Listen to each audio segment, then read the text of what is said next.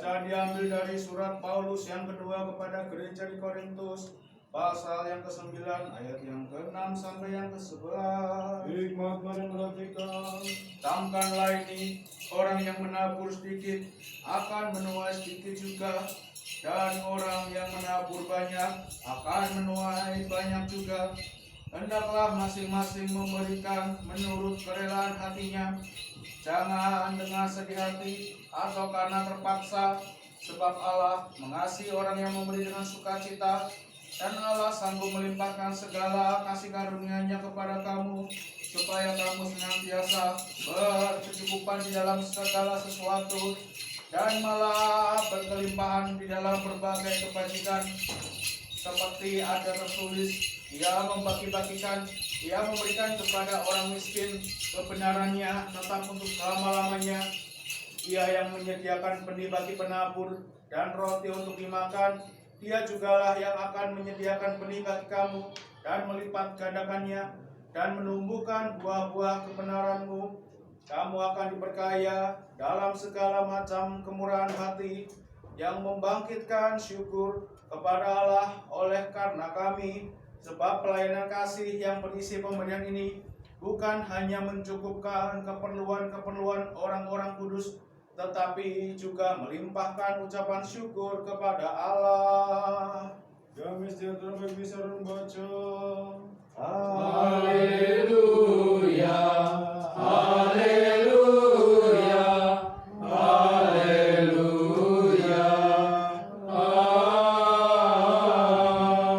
Hikmat juga bagi Allah. Mari kita mendengarkan kesuci. Damai sejahtera bagi semua.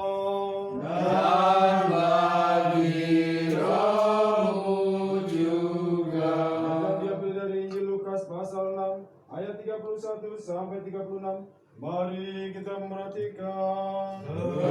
Kemuliaan bagimu ya Tuhan, kemuliaan bagimu. Dan sebagaimana kamu kehendaki supaya orang berbuat padamu, berbuatlah juga demikian pada mereka.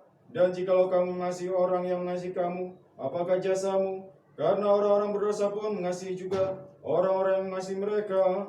Sebab jikalau kamu berbuat baik kepada orang yang berbuat baik kepada kamu, apakah jasamu? Orang-orang berdosa pun berbuat demikian. Dan jikalau kamu meminjamkan sesuatu pada orang, karena kamu berharap akan menerima sesuatu daripadanya, apakah jasamu? Orang berdosa pun meminjamkan pada orang-orang berdosa, supaya mereka menerima kembali sama banyak. Tetapi kamu kasihlah musuhmu dan berbuatlah baik kepada mereka, dan pinjamkan dengan tidak mengharapkan balasan. Maka upahmu akan besar, dan kamu akan menjadi anak-anak Allah yang Maha Tinggi. Sebab Ia baik terhadap orang-orang yang tidak tahu berterima kasih, dan yang terhadap orang-orang jahat. Hendaklah kamu murah hati, sama seperti Bapamu adalah murah hati. Kemuliaan bagimu ya Tuhan, kemuliaan bagimu.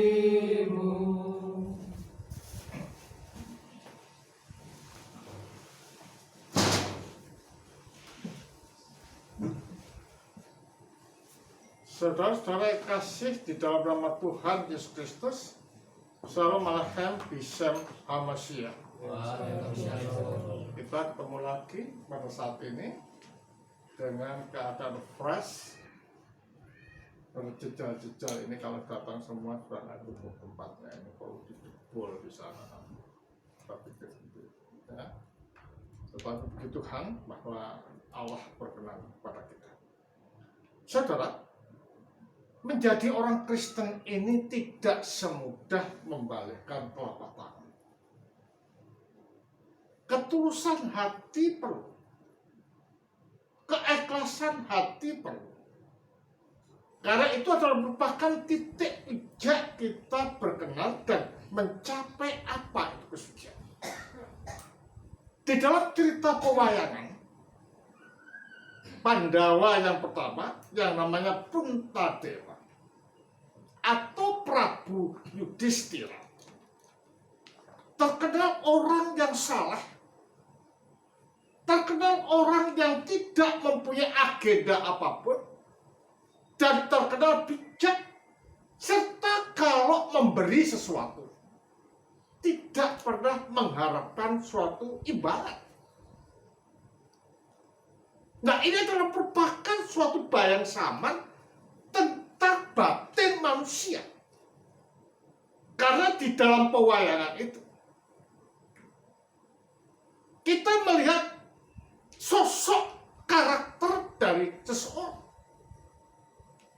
Jadi pewayangan di Jawa ini adalah berbicara tentang karakter-karakter atau sifat-sifat manusia.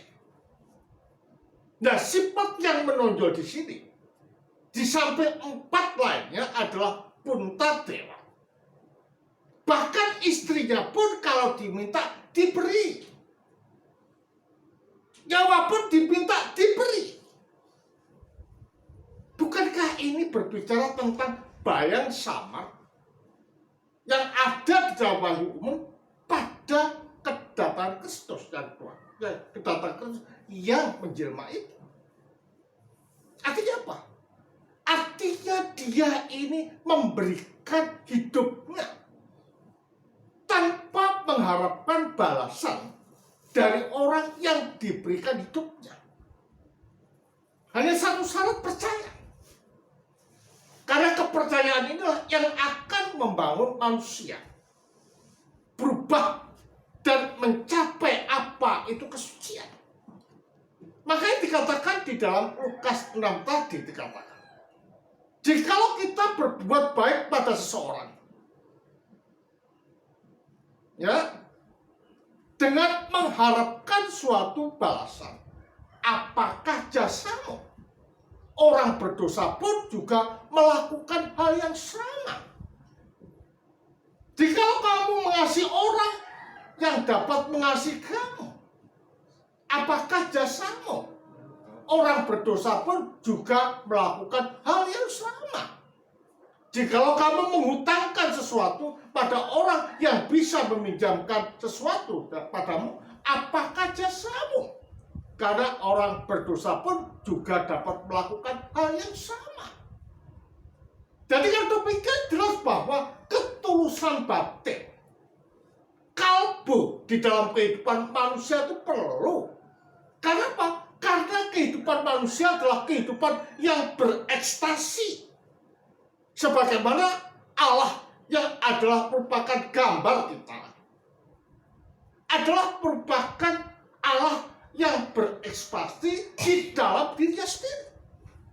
Mengapa kita katakan bahwa Allah itu berekstasi di dalam dirinya sendiri? Karena dia itu keluar dari dalam dirinya sendiri menuju pada dirinya sendiri di dalam roh. Mengapa demikian? Karena kita tahu bahwa Allah kita itu satu, namun bersifat trinitarian. Bapa itu keluar dari dalam dirinya menuju kepada anak di dalam roh, dan dari anak dikembalikan kepada Bapa di dalam roh. Inilah yang disebut dengan ekstasi.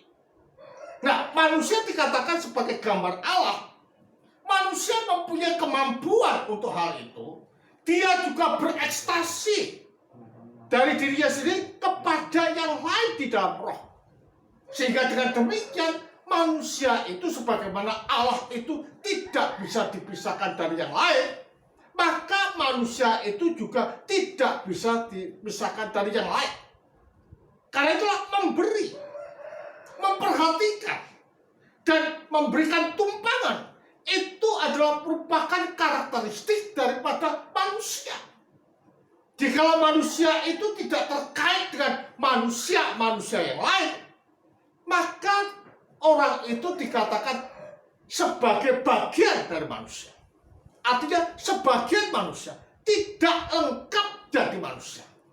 Nah, lengkapnya manusia itu jadi manusia kalau terkait dengan manusia-manusia yang lain di dalam hidupnya. Karena itulah manusia tidak bisa hidup sendiri. Manusia itu tidak bisa terpisah dari yang lain. Manusia itu selalu bergantung dan selalu melengkapi satu sama lain di dalam dirinya sendiri. Jadi kalau demikian jelas, apa yang dikatakan di dalam Lukas tadi adalah merupakan suatu refleksi pantul dari apa yang ada di dalam diri Allah menuju pada manusia.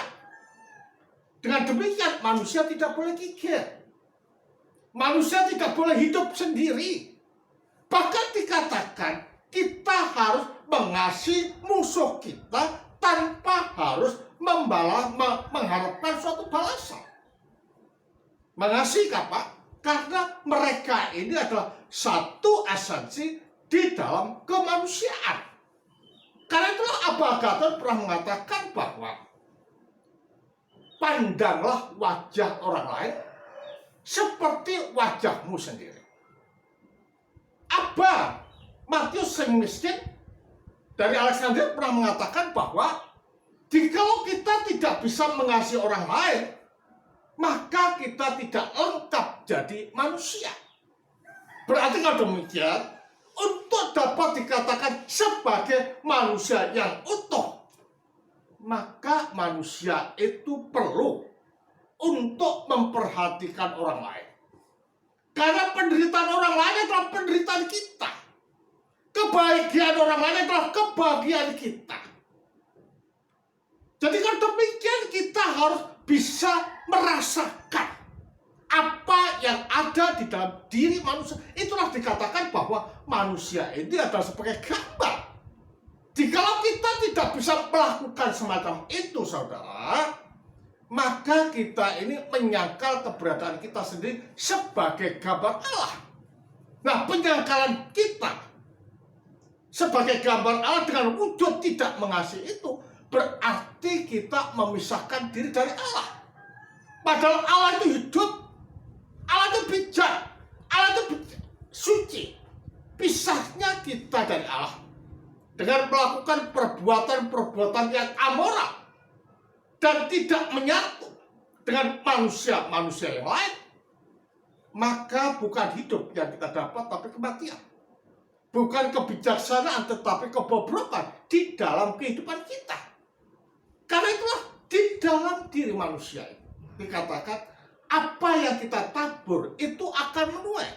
Kalau kita menabur sedikit akan menuai sedikit.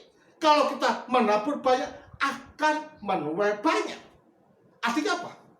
Artinya kehidupan manusia itu adalah kehidupan yang berbagi. Kehidupan yang memberikan diri kepada orang lain.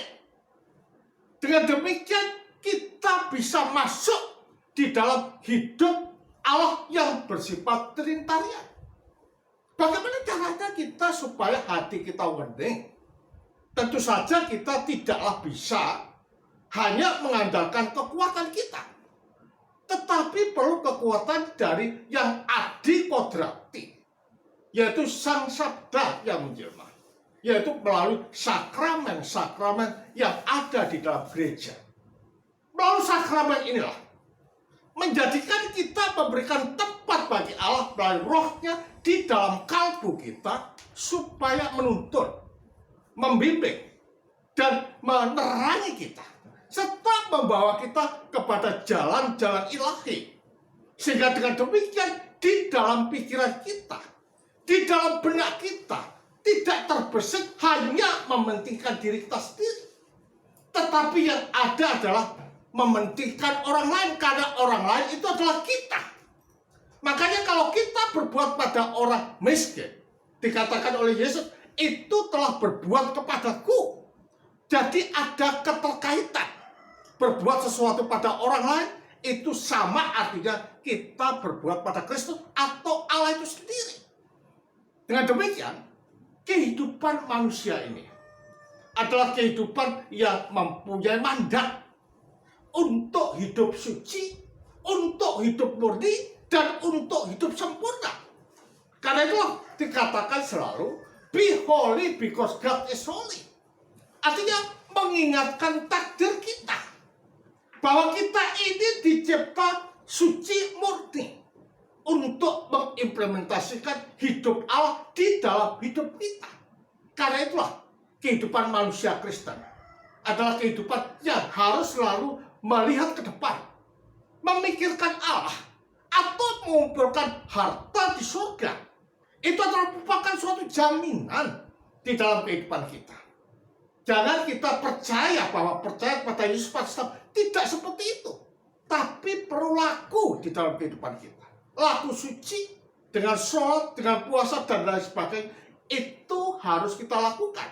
Karena itu adalah merupakan sarana kita untuk dapat memperhatikan orang lain sebagai refleksi bahwa kita percaya pada Allah dan ingin menyatu dengan Allah. Jangan pernah katakan bahwa kita setia dengan Allah, cinta pada Allah, sementara yang nampak aja kita tidak bisa. Dulu kan yang nampak, maka Allah yang tidak nampak itu bisa terimplementasi di dalam kehidupan kita, sehingga kita bisa mengasihi, melengkapi, dan memperhatikan yang lain. Kemuliaan bagi Sang Bapa, Sang Putra, Sang Roh Kudus. Tuhan memberkati.